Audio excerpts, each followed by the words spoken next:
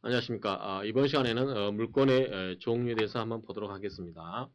우리 민법에 보면 물권의 이 종류와 내용은 민법 기타의 법률이나 관수법에 의하는 외에는 임의로 창설할 수 없다 이렇게 되어 있습니다. 그래서 물권이 뭐뭐 있는지 그 내용은 어떻게 할 건지 이거를 법에서 정해놓은 대로 해야지 이거를 임의대로 당사자가 바꿀 수 없다라고 하는 겁니다. 그래서 이거를 뭐라고 하냐면 물권 법정주의라고 합니다. 그래서 물건에 관한 권리는 법에서 정해놓은 대로만 효력이 있는 것이다. 예컨대 자 소유권은 우리가 말하는 대로 사용, 수익, 처분할 수 있다. 이렇게 되어 있는데 물권법이 이렇게 되어 있는데 민법이 이렇게 규정되어 있는데 우리가 소유권은 이렇게 하지 말고 처분 못하도록 하자. 사용 수익만 할 수 있는 거를 사용 수익만 할 수 있는 거를 소유권으로 우리가 만들어 버리자라고 해서 이거를 제한시키고 이러한 권리를 소유권으로 우리가 만들었다고 가정합시다. 이게 허용이 되겠습니까? 이거는 물권 법정주의의 정면으로 배치되는 거죠. 그래서 이거는 허용이 안 된다라고 하는 겁니다. 그래서 이러한 물권의 종류와 내용은 민법이라든가 기타 법률, 예컨대 부동산 등기법이라든가 이런 법이 있죠. 이런 법에 의해서 하거나 그 다음에 관습법에 의하는 외에는 임의로 창설할 수 없다는 뜻입니다. 그 다음에 밑에도 같은 말이고요. 물권 법정주의를 규정한 185조는 강행 규정이다 라고 해서 강행 규정은 어떻게 합니까? 자, 여러분들이 이 강행 규정하고 임의 규정이란 말이 법설을 보다 보면 많이 나옵니다. 자, 강행 규정은 뭐냐면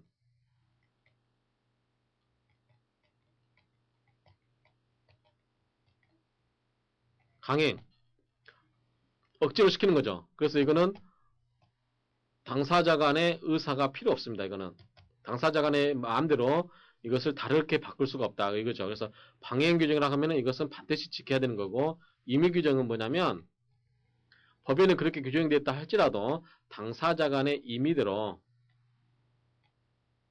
당사자 간에 다르게 규정하면 그 법의 적용이 배제되고 당사자 간에 합의한 대로 효력이 발생할 수 있는 겁니다. 그래서 이 강행 규정에 위반할 강행 규정이라고 하면 그 법의 해석을 어떤 특정한 조문의 해석을 그것을 강행 규정이라고 하면은 그것을 당사자 간에 변경을 할 수 없는 거고 임의 규정이라고 하면 당사자 간의 계약에 의해서 그 법의 전문 내용을 무시를 하고 당사자 간의 임의대로 내용을 변경할 수 있다라고 이렇게 이해를 하시면 됩니다. 그래서 우리 물권 법정주의 이 말 한마디에 다 포함되는 거죠. 실제로는 물권 법정주의는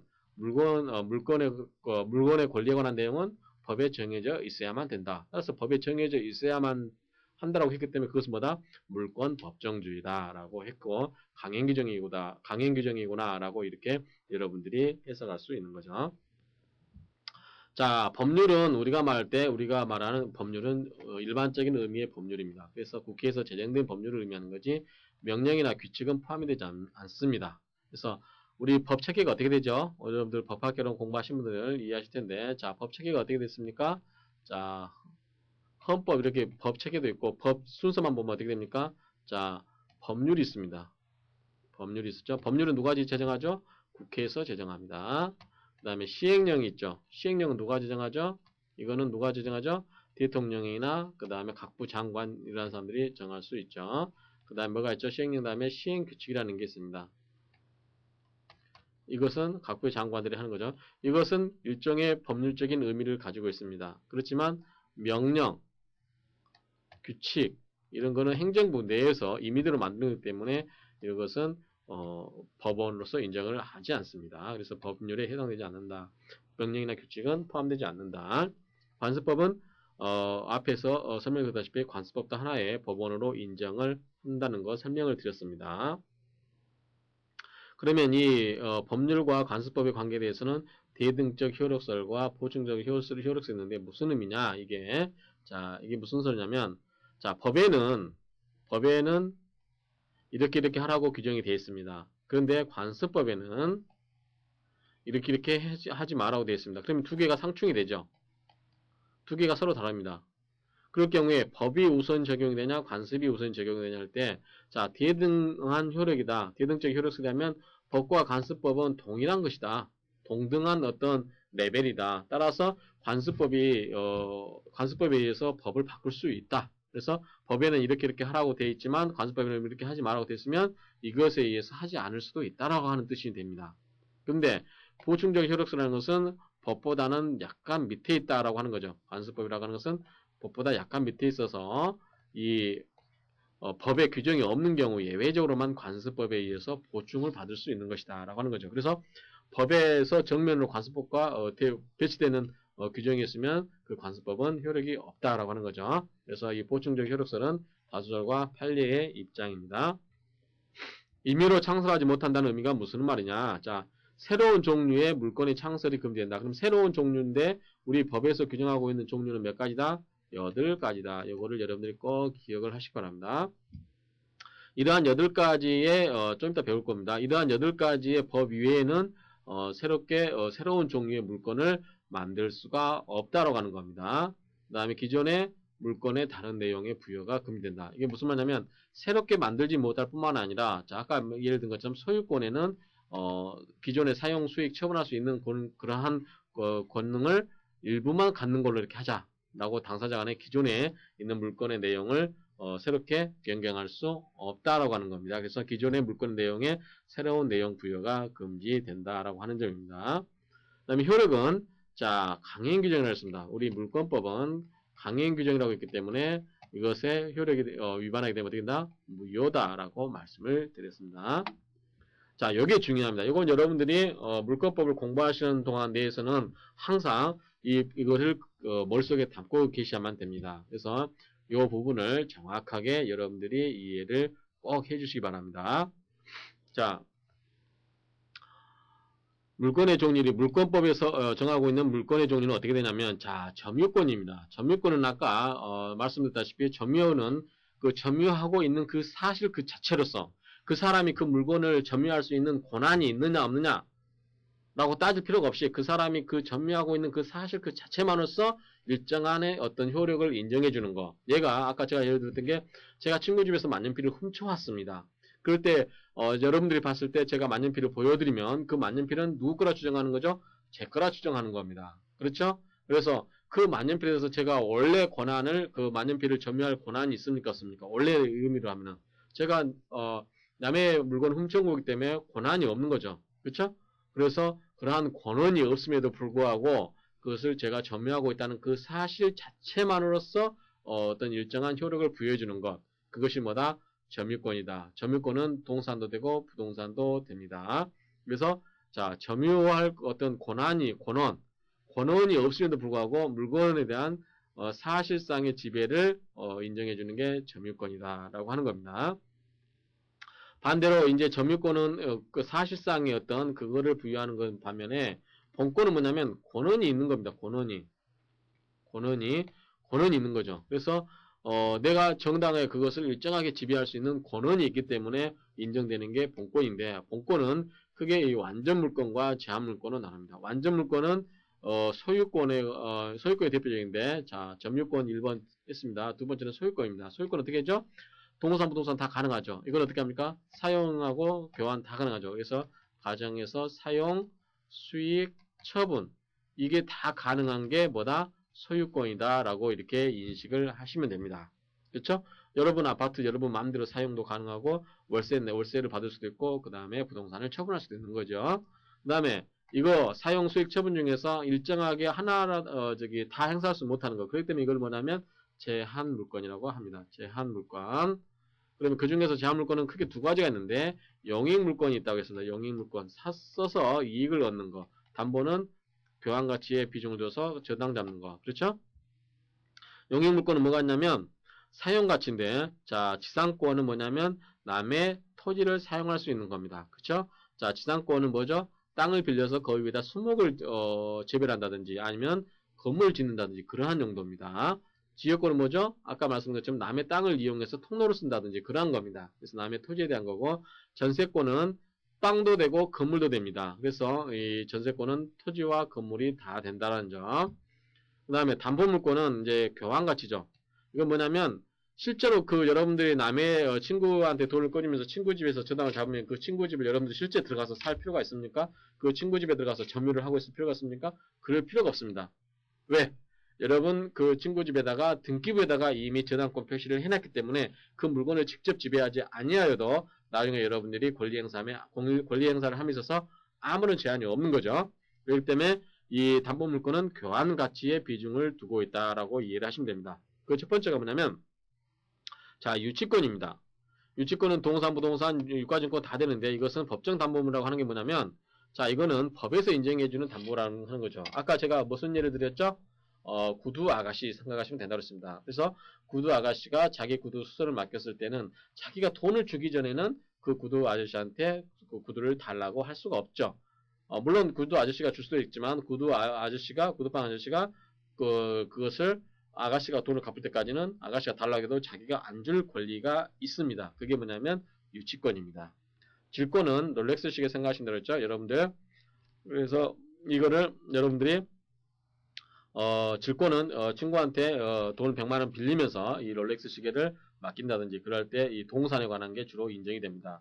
저당권은 부동산이겠죠? 그래서 여러분들 집에 대해서 저당 잡은 거 다 이건 여러분들이 아실 겁니다. 혹시 젊은 친구들은 이해할 수도 없는데 여러분들이 하나 힌트를 드리면 저당권이 설정되는지 안 되는지 뭐냐면 여러분들이 나중에 이제 배우겠습니다만은 부동산에는 이 표시하는 게 등기라는 게 있습니다. 등기부. 등기부에는 뭐냐면 이제 그 표제부가 있습니다. 표제부가 뭐냐면 그 건물에 관한 기본적인 사항입니다. 근데 지번이 어떻게 되고 번지수가 어떻게 되고 뭐 어떻게 지었고 이렇게 된 거. 그다음에 갑구는 뭐냐면 소유권입니다. 소유에 관한 사항입니다.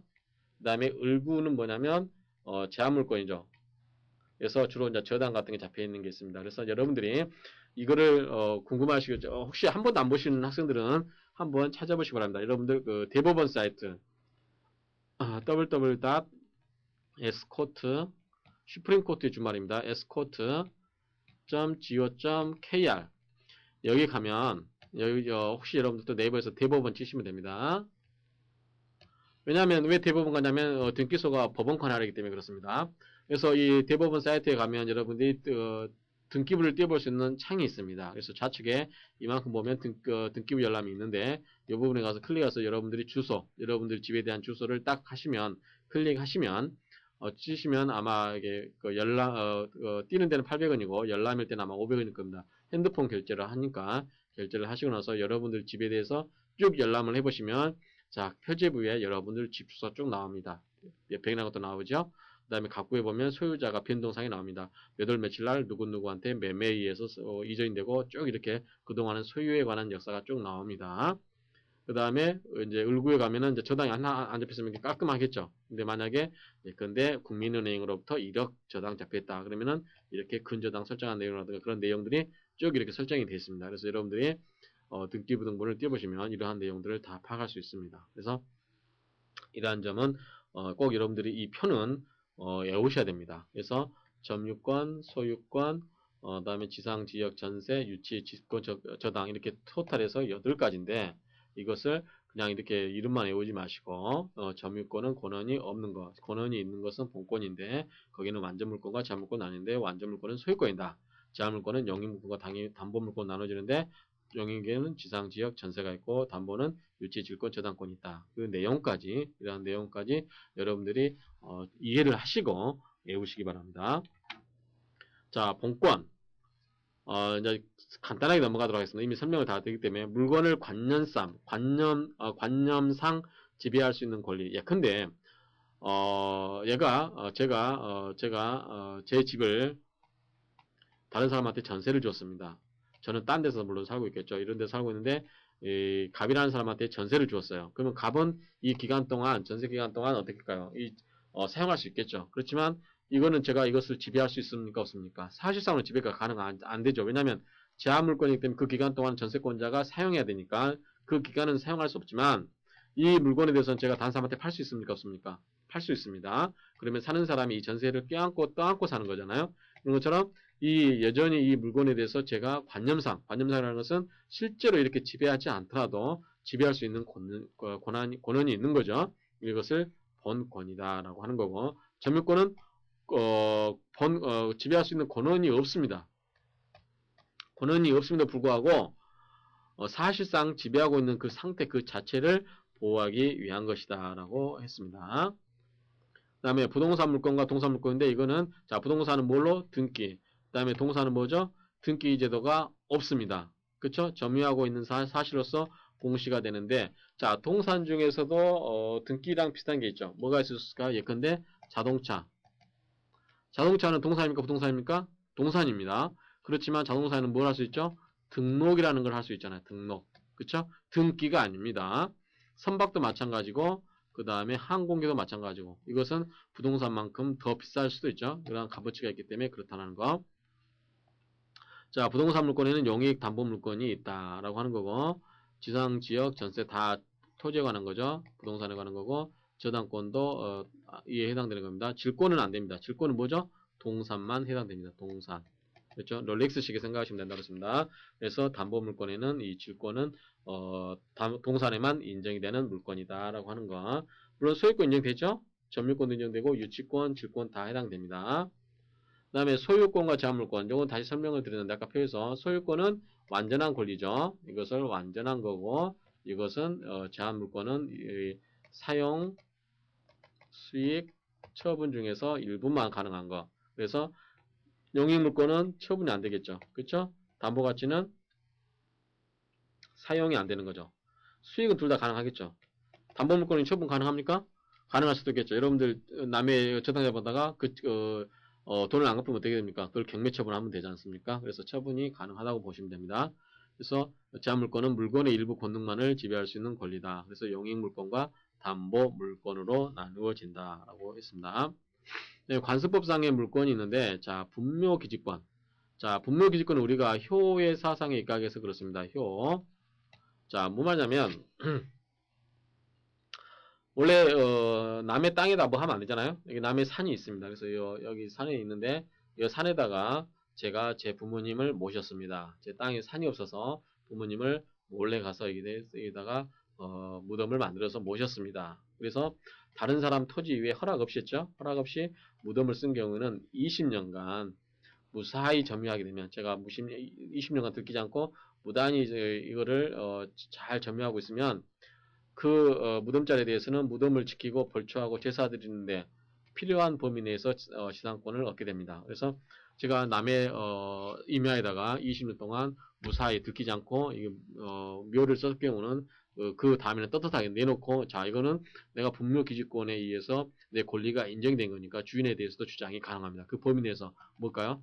제사 드리는 범위 내에서 요만큼 제사 드리는 범위 내에서만 그 권리가 인정이 되는 거죠. 근데 만약에 이게 무한대로 갈까요? 그렇지는 않습니다. 이게 사용되지 않거나 그 다음에 이걸 또 다시 옮기거나 묘를 옮기거나 또는 이제 자기 아버님 돌아가신 다음에 부모님을 어머님을 모시기 위해 삽장하기 위해서 또 여기다 다시 모신다든지 이게 가능할까요? 안 되는 걸로 알고 있습니다. 그래서 이런 거는 일정하게 남의 땅에다가 외적으로 인정해 주는 거기 때문에 제한적으로 해석을 해야 된다라고 하는 겁니다. 자, 법정지상권. 법정지상권은 뭐냐면 법에서 인정해주고 있는 지상권이죠. 자, 아까 제가 이 토지와 건물은 별개의 부동산이라고 했습니다. 그래서 보통은 자 A라는 사람이 땅도 소유자고 건물도 소유자라는 게 원칙적으로 맞습니다. 원칙적으로 이렇게 하는 게 보통이 많은데 외적으로 A가 땅은 B한테 팔고 집은 C한테 팔았어요. 그러면 B는 땅은 샀지만 건물이 지어져 있기 때문에 자기 권리 행사를 할 수가 없지 않습니까? 그렇죠? 그래서 자기 권리 행사가 부단히 제한이 되죠. C는 불안한 겁니다. 언제 어느 때 B가 야, 이 건물 철거해. 남의 땅에 철거해. 라고 주장할 수가 있죠. 그렇기 때문에 C는 언제든지 철거당할 수 있다는 불안감이 사로잡혔습니다. 그래서 이 C의 불안을 잠재우기 위해서 그 다음에 건물 지은 지 얼마 안 됐거나 건물을 굉장히 헐어버리는 게 문제가 있다고 하면 경제적으로 낭비잖아요. 그렇죠? 그 다음에 B는 오히려 또 C한테 그걸 압박해가지고 건물을 싼 값에 살 수도 있고 그렇기 때문에 이러한 경우에 이 건물이 건물 소유주인 C가 B에 대해서 땅을 사용할 수 있는 권리 우리가 말하면 원래는 지상권이었죠. 지상권은 원래 뭐냐면 계약을 통해서 해야 됩니다. 내가 네 땅에다가 30년 동안 이 땅을 쓸 테니까 좀 빌려주라. 무슨 용도로? 내가 집을 지어서 살려고 한다.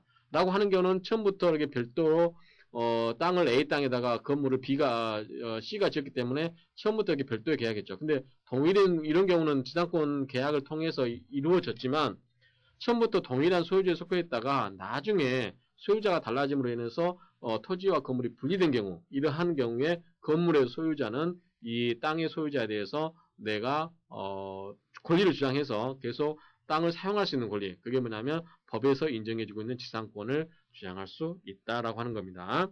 물론 거기에 대해서 사용료는 내야 되겠죠. 그렇게 내는 건데 요게 이제 나중에 여러분들이 경매를 받을 때 경매에 가게 되면 재밌는 현상들이 생기게 됩니다. 예컨대 이게 이제 이 건물이 지상권이 있느냐 없냐 가지고 논쟁을 하는데 만약에 지상권이 있다고 하면 보통 사람들은 이 지상권 때문에 이 땅을 안 삽니다. 땅에 대해서 경락을 안 받죠. 그런데 이 지상권이 성립되지 않았던 거, 법적으로 문제가 있다는 것을 집요하게 해가지고 이 지상권이 성립되지 않았음을 밝힐 수 있다고 하면 이 땅을 경매를 싸게 받습니다. 왜냐하면 보통 사람들이 땅과 건물이 다른 소유자인 경우는 땅을 저렴하게 받잖아요. 그렇죠? 서로 안 달라지기 때문에 계속 유찰돼 가지고 땅값을 예컨대 시세의 뭐 3분의 1로 받았다. 그렇죠? 그 다음에 이 낙찰 받은 사람이 건물 주인에 대해서 너는 법정 지상권이 없다. 너는 법정 지상권을 주장하지만 법정 지상권이 없다. 왜 그런 거 아니? 이러이러해서 이렇다라고 자기가 해서 이겨버리면 이 사람 어떻게 할까? 이 땅 주인은 이 사람에 대해서 건물을 지상권이었기 때문에 어떻게 했었다? 철거 명령을 할 수 있습니다. 철거 명령을 요청하게 되면 이 사람은 자기 돈 들여서 건물을 또 철거를 해야 돼요. 그럴 바에 건물을 싸게라도 팔려고 합니다. 그래서 이 사람한테 뭐 떨이로 팔았다. 역시 시세 3분의 1로 팔았다. 그러면 해봤자 건물과 땅을 어떻게 샀다? 이 사람은 경매를 통해서 3분의 1로 싸게 산 거죠. 그쵸? 그랬다가 이 사람은 다시 이거를 3분의 2로 팔았다. 그러면 차익이 몇 분이다? 3분의 1의 차익이 생기는 거죠. 그래서 이런 거를 잘 아시면 나중에 경매를 받는다 이럴 때 굉장히 유용하게 쓰실 수 있는 겁니다. 그래서 법정지상권이라는 것은 이렇게 처음에 땅과 건물의 소유주가 일치했다가 나중에 바뀌게 되면서 달라지게 되면서 생길 수 있는 그러한 법률적인 분쟁을 막기 위해서 법정지상권을 인정해주고 있는 것이다 라고 하는 겁니다.